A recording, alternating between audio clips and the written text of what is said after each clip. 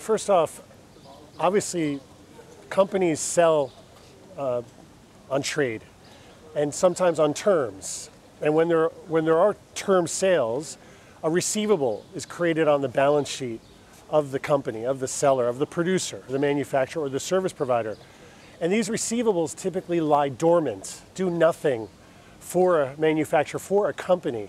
And if it's an SME, that's obviously very challenging because they could use these assets to get liquidity, to get capital. And so obviously the first benefit of factoring is the ability to sell that receivable, assign it to a bank or non-bank financial institution, what we call a factor, and they factor that invoice.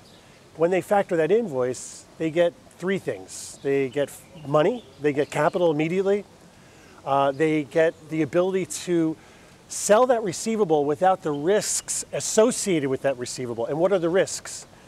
The buyer of the seller, the customer, the end buyer, the purchaser, could default. They could file bankruptcy.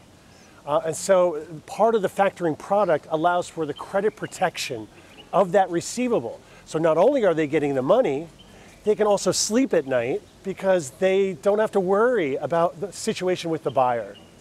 And that's called non-recourse factoring. So there's that, and then also the collection. Typically, they have to deploy people to collect the receivables, because they're 60, 90-day terms.